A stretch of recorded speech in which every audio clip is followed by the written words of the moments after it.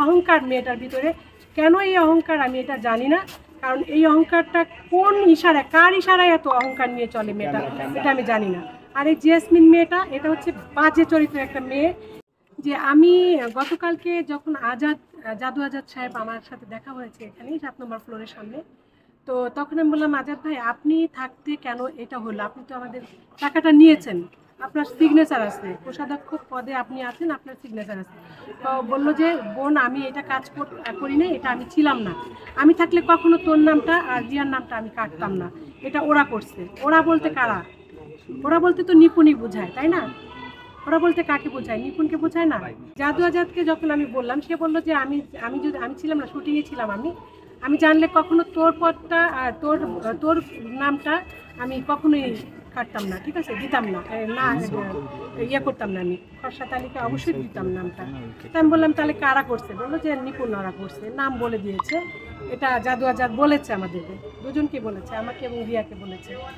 আরেকটা কথা বলবো যে ইয়ের নাম কি, যে নিপুণকে কালকে যখন আমি তাকে শুভ নববর্ষের শুভেচ্ছা জানালাম, ঈদ মোবারক জানালাম, নিল, এবং আমি বললাম আপু কাজটা কিন্তু তুমি ঠিক করনি, বলে এই ব্যাপারে কোনো কথা বলবো না। অনেক অহংকার মেয়েটার ভিতরে। কেন এই অহংকার আমি এটা জানি না, কারণ এই অহংকারটা কোন ইশারায়, কার ইশারায় এত অহংকার নিয়ে চলে মেয়েটা, এটা আমি জানি না। আর এই জেসমিন মেয়েটা, এটা হচ্ছে বাজে চরিত্রের একটা মেয়ে।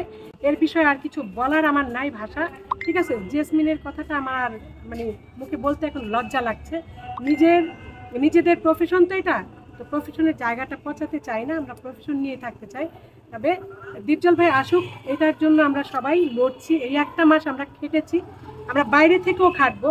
আর আমরা চাই যে উনি যদি, আমরা শুনলাম একটু আগে যে আমরা 3 জন ঢুকতে পারবো না, আমরা এই মিলন মেলায় কেন ঢুকতে পারবো না, এটার উত্তরটা আমি নিপুণের কাছে চাই। এবং আমাদের নির্বাচন কমিশনার খোরশেদ আলম খসরু ভাই, আপনি জানেন আমি কতটুকুন লড়েছি, কতটুকুন লড়িনি, ঠিক আছে, আপনি জানেন। তবে আপনার কাছে প্রশ্ন, আপনি কেন এই কাজটা করেছেন, আমাদের উত্তর দিতে হবে। কেন আমরা কালকে ঢুকতে পারবো না, এটাই আমার শেষ প্রশ্ন আপনার কাছে।